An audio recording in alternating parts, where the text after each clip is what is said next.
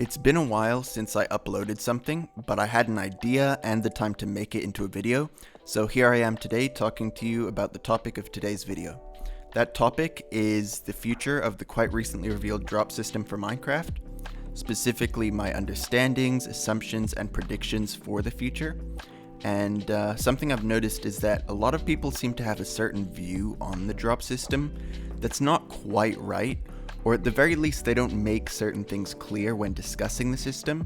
So I think the logical starting point for this video is to talk about what we know about the drop system before getting into more speculative ideas. So with all that being said, let's get into it. The drop system was announced officially on the 8th of September 2024. At its most basic level, the drop system entails a change in the structure of Minecraft's release schedule from one, or occasionally two large updates a year, to a group of smaller but more frequent updates throughout the year known as drops. Before the system itself was communicated to us by Mojang, we had already received two drops, one of which had been named a drop upon release, that being the Armored Paws drop, and we had also gradually seen an increase in the amount of actual features and changes being introduced in minor updates after the release of version 1.19's Wild Update, with things like recolored potions and ally duplication. All of this is generally well known, so now I'd like to get onto the information about the drop system that people seem to miss. Most of the relatively unknown information comes from around the time that the Armadillo was being developed for 1.20.5's Armored Paws drop, when an interview was conducted with Mojang developer Nembon on the SpawnChunks podcast. Obviously, since only a small fraction of Minecrafters and an even smaller fraction of Minecraft YouTubers actually listen to the SpawnChunks podcast, the information gained from this interview didn't spread very far, but it does provide an insight into the development of the game around the time the drop system was first introduced. From my perspective, the most important thing spoken about in that interview was the fact that Mojang's Java development actually consists of two teams working in parallel. One team is working on the major updates, while another is working on minor releases, or drops as they're now known. This makes a few things clear that many people don't seem to know about or acknowledge. First of all, major updates are still coming. Many people since the announcement of the drop system have been worried about only having smaller updates, since obviously certain things can only be added in larger updates. Now technically, the fact that major updates would still come was broadcasted in both the original announcement and a later tweet by a Mojang employee, but unfortunately many of the YouTubers whose job it is to spread information about the game either didn't have enough reading comprehension to pick up on this, or purposefully omitted this information for the sake of streamlining. The other main thing that can be gleaned from the existence of the two development teams is that although to many the output of features since the drop system unveiling has been lackluster, the overall amount of features added will most likely have increased, but over a longer period of time. Think about it this way. Before the drop system, one team was developing for the major updates and were actually adding features to the game, while the other team was focusing almost purely on bug fixing and optimizing.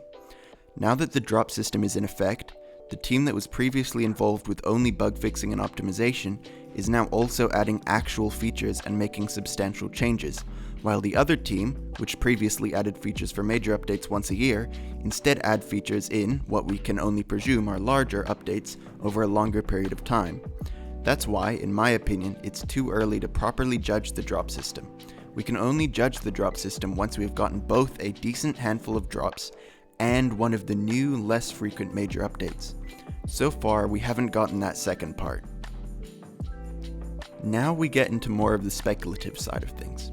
First of all, I believe a reasonable guess as to when the next major update will be revealed will be next Minecraft Live, sometime in September or October, with the update itself releasing in the summer of 2026. This lines up with previous major updates, only with an extra year added in between. The reason I suspect this might be the case is because firstly, from a business perspective, it would make the most sense for an update to release in the Northern Hemisphere's summer, when the most amount of people will be able to play it.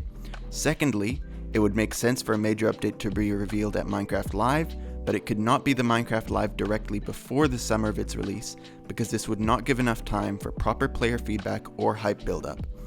And finally, not having a major update for 3 years would be pushing it even for Mojang. While they have made some questionable choices in the past, I don't believe they're stupid, which is why I expect the next major update to release 2 years after Tricky Trials rather than 3.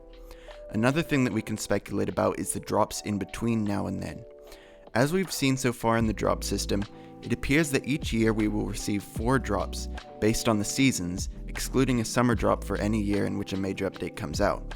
Something that has yet to be seen is whether the season the drop releases in will impact the type of content added in said drop.